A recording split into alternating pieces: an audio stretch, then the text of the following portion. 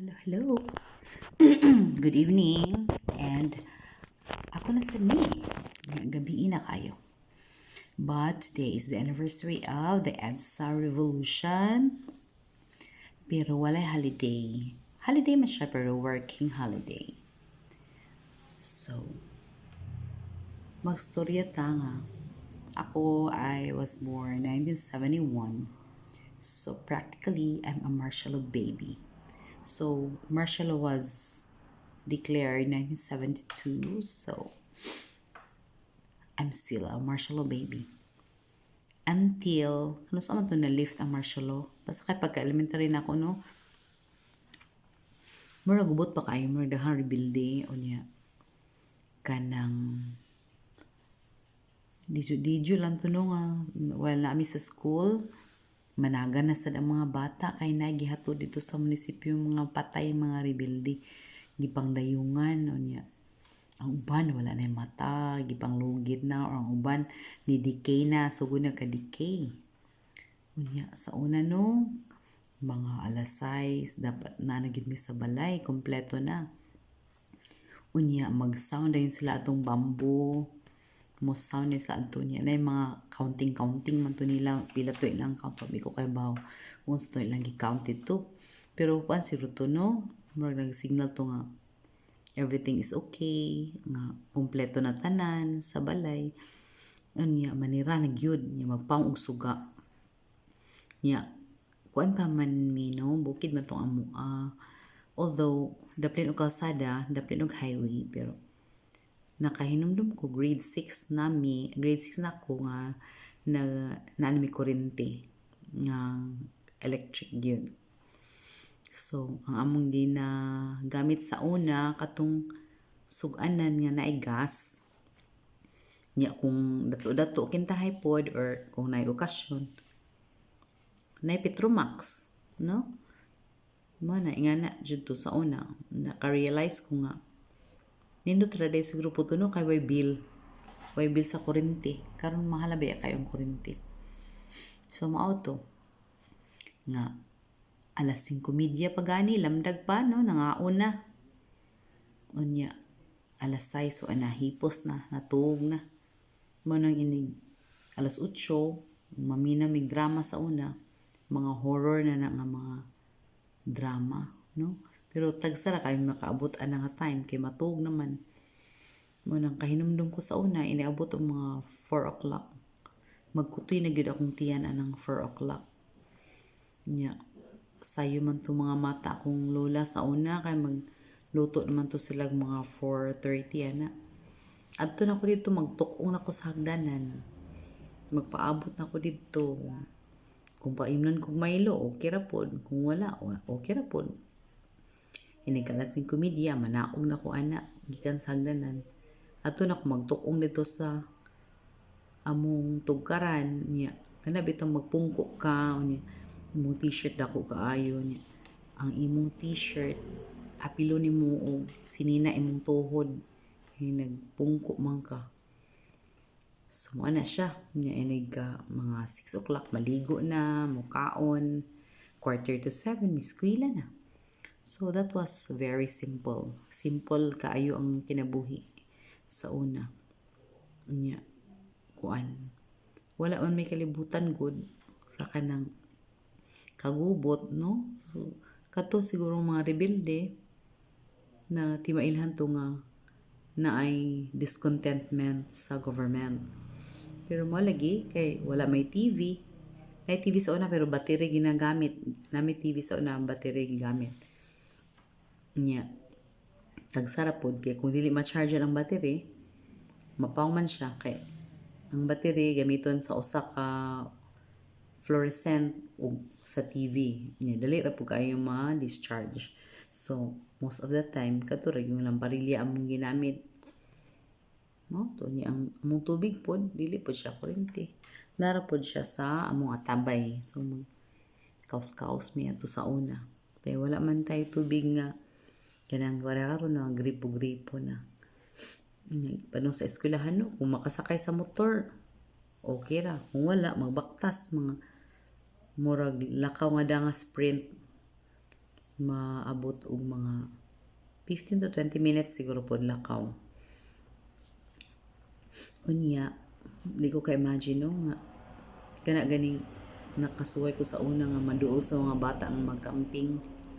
Ginoo ko, labi na ka ng mga teenager na buho ang burger. Uy, unya, sa una ka ano, maka-imagine ko sa kami pod sa una. Nga na, gid siguro pod. So, hindi gid lalim mong maestra, no? Kaya yung mga bata, banha pa kaayo, tabujag pa kaayo. Unya, lain pa pugbaho, no? Labi na pa doon na adolescents. Mana, unya, pagka high school na ako, murag wala pa to na lift ang martial law. Kaya numdum ko pag sa revolution, I was in second year high school. Na nagklase mi, mura raw wala yung hitabo sa buhol. Uy, unya, mingon dahil ang madre nga, gubot na kayo sa Maynila. Unya, ang mga dato ko na sa Tagbilaran, namay ako yung mga classmates nga mga dato. Nag-prepare na ko sa mga passport nila. Kay mga larga na og Amerika, kay maluk sila nga basig magagubot ang Pilipinas. Ato akong panahon na gyud sa una. Akong pangutan nga magkagubot man wala mo. Kita nga magagubot. Lahi magud ang buhol gyud no. Murag dili kayo ta kanang concerns sa mga panghitabo outside of Bohol kanang murag kita-kita ra kontento tas tong kinabuhi kung unsay naa maura sad no dito mag-apil-apil. Nabit ako kabag boarding house sa una no, taga Mindanao sila. Nag-eskwela sila sa UB unya. Kuan kay sila kanang mapisa mga rally ana unya. Kuan to sila no, grupo-grupo to sila nga nanapoy rally. Manungutan ako asa man mo mag-rally. Asa na rally uy group na kayo. Nimingon siya nga kanang nga na mga taga Bohol, mga Burgess mong dagko. So, Burgess, mga bourgeois, mga middle class siguro na ano nga kanang dili siguro pod elite, pero kanang murag upper ba, murag maayang bot pasabot siguro nga mga dato mo, may pakialam, pero dili ba yung dato, no? Ordinaryo ba ang mga tao sa Bohol po. Pero kung lang dyan, ang mga tao sa Bohol murag complacent siguro or whatever, sa ka-term ni mo anak. Nga kanang masalig lang sa Ginoo o unsa mahitabo panalipdan na ta sa Ginoo murag nga na nga style ba mo to pag humagkuan nga nilupad na kuno si Marcos didto ning hawa na sa Malacañang wala ra sad niya na ito'y madre sa Holy Spirit nga hangtod karon no inig play dayon sa kanang nahitabo sa EDSA naagi na siya Nagyo na sila pila ka Holy Spirit sisters tulo or pat nga kapit bisig ba. Kaya nung ko na niya sa Holy Spirit, elementary na siya nga madre. Nya. Okay ba nga nung nato siya dito, natungnan siguro po nga to siya sa Manila. Kaya itong panahon na naramagod siya sa Tagbilaran, pero natungnan lang dyan siguro siya nga to sa Manila. So nasikat siya dito sa TV hangtod karon okay ba kung asa ron si sister? Napabaka siya. No, so that is my recollection of the EDSA revolution. No, murag wala ra gyud ta.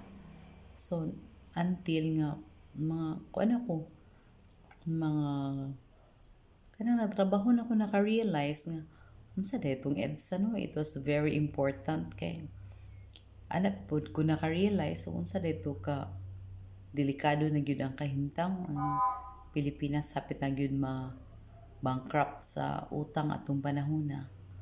So, at least, nakahibaw ta, maka-appreciate po ta sa mga naghimo atong revolution o katong ni support o katong ni defend sa revolution.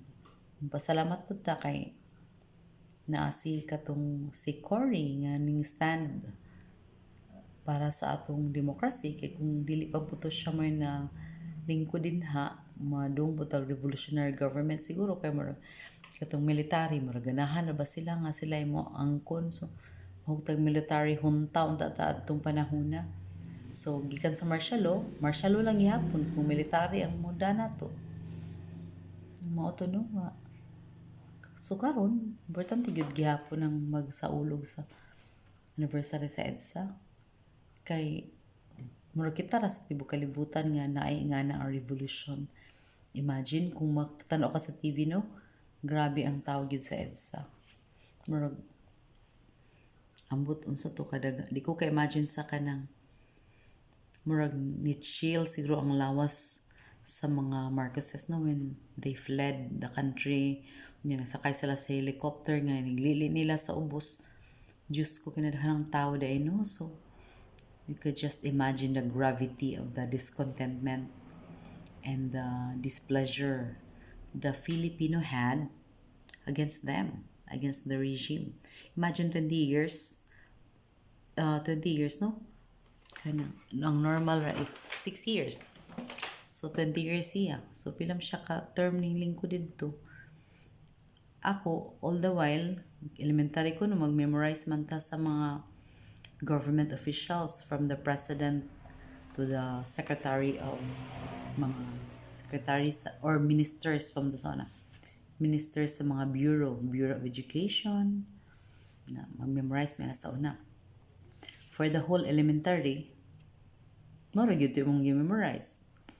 Until high school, mao gihapon siya. So, all the while, I was thinking nga, mara gyud sila permanente din na sila maalisdan. Just because kanang ang ka-Marcos magud nga regime 20 years man no, so it created something like murag permanence, no nga. Kaya kung nga dili na siya maalisdan, para po sa akong pare sa una nga gikan ko sa gamay pa hangtod ko na high school, siya lang gihapon. Kaya po kung nga di na po siya alisdan. So karon paspas na karon ko naka-realize nga dili gyud ay permanent dapat sila to have a check and balance, no? Kaya kung ikaw mo perpetuate ka sa power, prone to corruption jud ka or madanig jud ka sa imong posisyon nga either manguha ka, mangurapt ka, or dili na kaganan mo hawa gyud for the benefit of your own and your family. So karon bitaw, no, ano naman election, so magwantay ta ng mga family dynasty kay mga family dynasty maasa kay kinaibaban sa government na tendency na nga di na sila manghawa, no, kay naanad naman nga na mga perks ba sa imposition. Kawas nga perks, mga wahat pag yun og kanang dili na perks, so mga mba na ba. So unsa man ay imong reason nga mo perpetuate ka sa power, di ba? So na jud siguro yung kay nakuha din ha, or nakagitaguan nga di ka gusto nga matanawan sa mosunod nimo, no? So at least karon bisan og wa gi holiday, wa gi non-working, but it's still holiday. And people are taking initiative na lang to celebrate or to reflect on what happened during that revolution. So more magyapon kay kung gi-holiday na nga ligo pong dagat, so more gyapo wa. So na iya na lang tag pahinungod or hinamhando ang uban tanaw sa TV katong mga popular nga kanta sa una katong nisikat ato nga panahon, mao ta ito makit-an. And then from the beginning gyud sa revolution, no, mao to makita to sa TV. Ano mo to? And unsa pa may lain, gabi naman almost alas 12 na. So bye bye, good night.